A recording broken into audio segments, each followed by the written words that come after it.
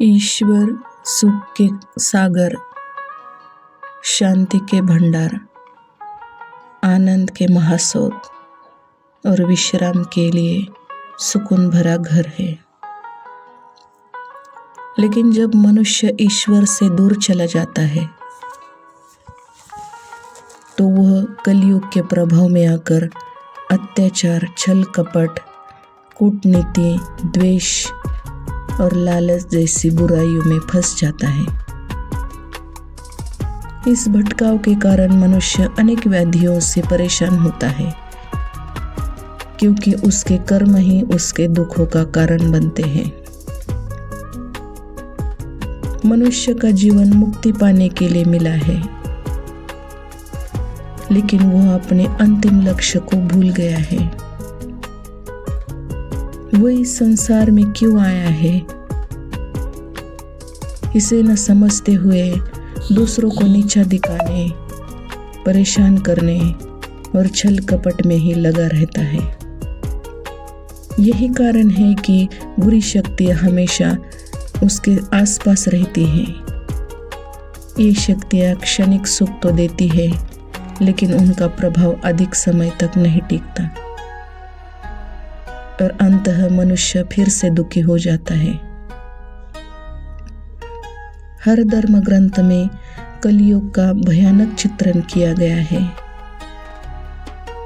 इस समय में केवल परमेश्वर ही एकमात्र सहारा है,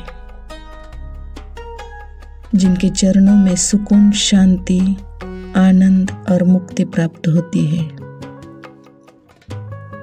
धर्म से भटके हुए लोग अपने अपने विचारों से नए नियम बना रहे हैं और परमेश्वर को भूलते जा रहे हैं। यदि मनुष्य अपनी आत्मा को ईश्वर की खोज में लगाए तो उसे स्वयं ही शांति और सुकून प्राप्त हो जाएगा। धन संपत्ति और ऐश्वर्य प्राप्त कर लेने के बाद भी यदि मनुष्य अधर्म के मार्ग पर चलता है तो उसका कोई लाभ नहीं। उदाहरण के लिए, सड़क पर कीड़े मकोड़े हमारे पैरों तले कुचल दिए जाते हैं। कीड़े मकोड़े का जन्म उनके पूर्व जन्म के कर्मों के अनुसार हुआ है। उनको मनुष्य का जन्म उनकी कमाई हुई दौलत नहीं दे सकती। इसीलिए मनुष्य ने ईश्वर के करीब जाना चाहिए, उसके साथ समेट करना चाहिए। दौलत न कमाओ ऐसा मैं नहीं कह सकती, क्योंकि वो भी जिंदगी गुजारने के लिए लगता है, परंतु इसी के चक्कर में मनुष्य ने अपना अंतिम लक्ष्य नहीं भूलना चाहिए।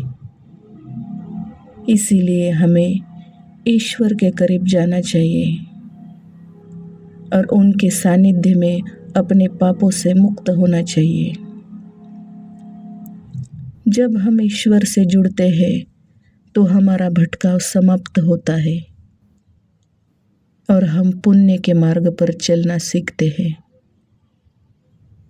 जब तक हम पूरी निष्ठा और ईमानदारी से ईश्वर की ओर नहीं बढ़ते, तब तक हमें मुक्ति प्राप्त नहीं होती। मनुष्य के रिश्ते कितने भी मजबूत हो, समय के साथ वे टूट सकते हैं, लेकिन अगर हमने परमेश्वर से रिश्ता जोड़ लिया तो वह कभी हमें टूटने नहीं देंगे। मैं ये नहीं कहती कि इस भगवान को मानो और उस भगवान को न मानो। आप जिस भी ईश्वर में आस्था रखते हैं उनके करीब जाइए और अपने जीवन को सफल बनाइए। यही जीवन का वास्तविक उद्देश्य है। जय हिंद।